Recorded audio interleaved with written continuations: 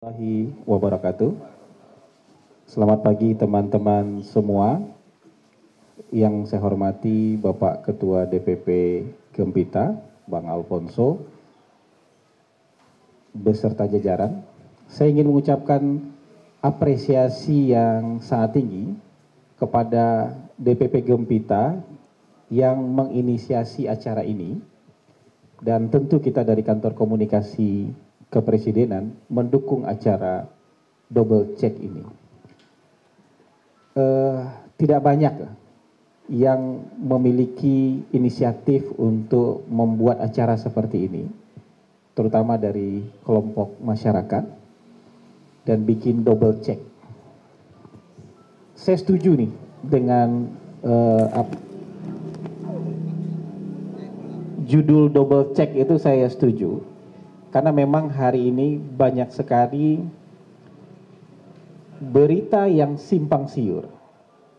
Makanya perlu double check.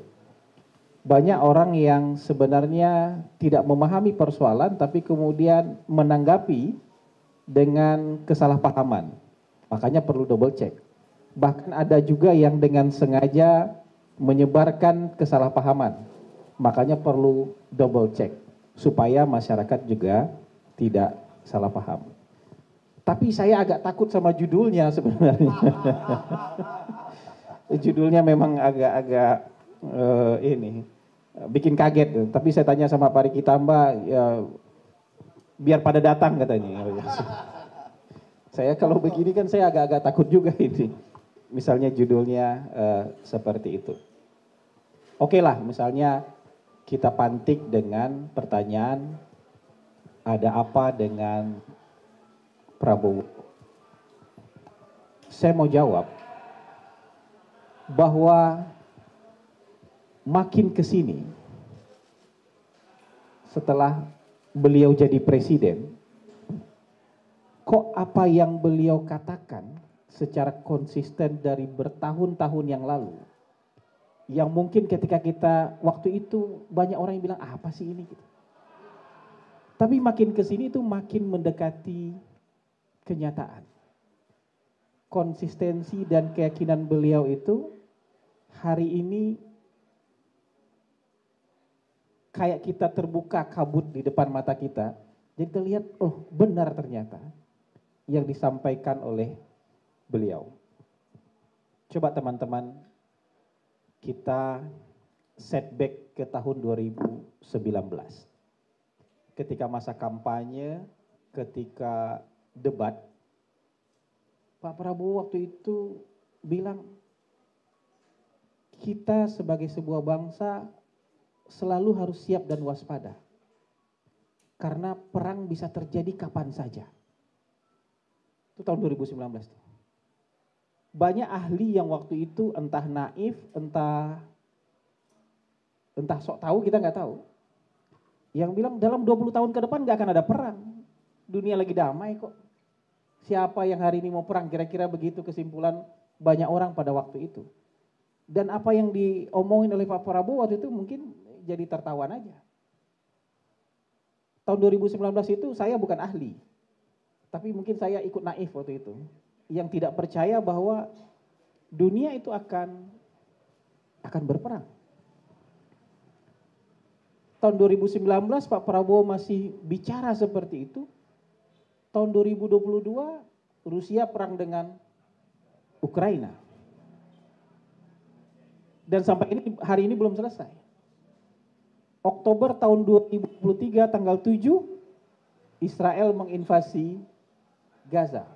Sampai hari ini pun belum selesai. Ada sebentar gencatan senjata tapi hari ini kembali mengebom dan membantai warga Gaza.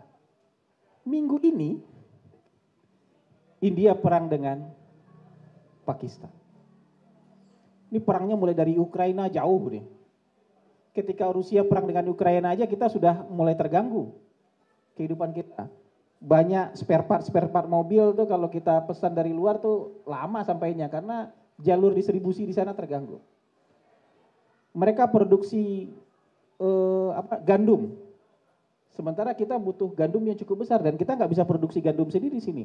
Rantai suplai gandum pun terganggu sampai Pak Jokowi waktu itu masih jadi presiden datang ke sana untuk lobby supaya pengapalan gandum bisa dikirim ke.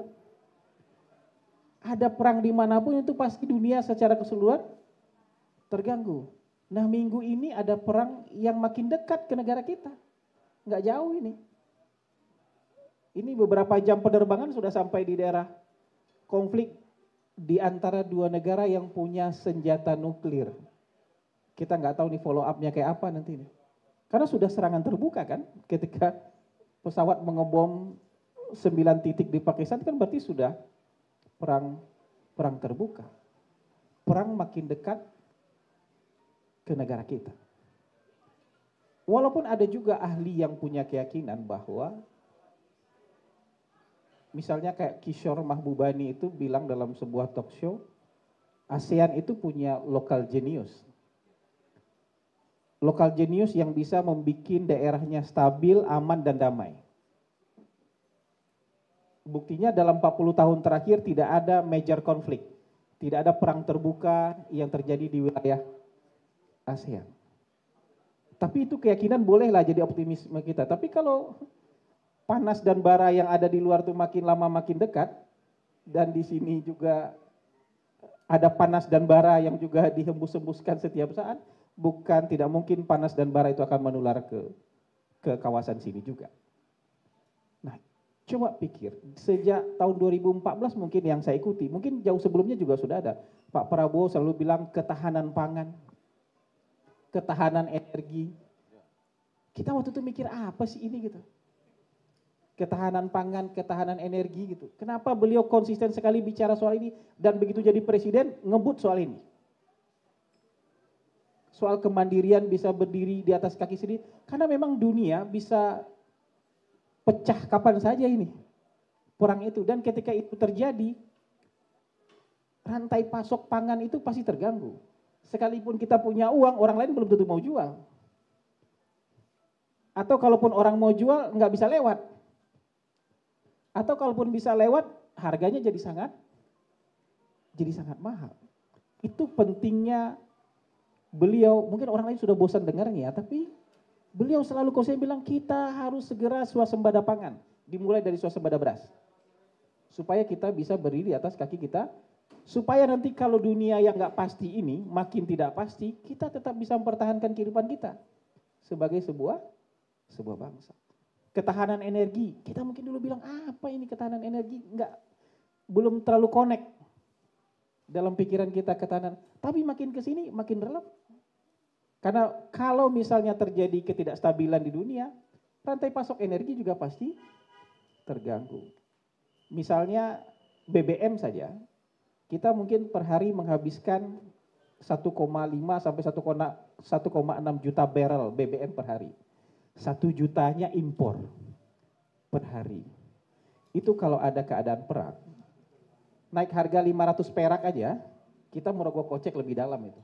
Bisa habis uang kita.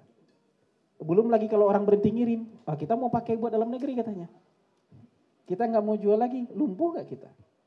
Makanya ketahanan energi itu mau dikebut juga oleh presiden. Ini kita baru bicara 2 hal loh. Yang mungkin kemarin-kemarin kita nggak begitu mengerti, tapi makin kesini makin menemukan kebenarannya. Belum lagi soal-soal yang lain.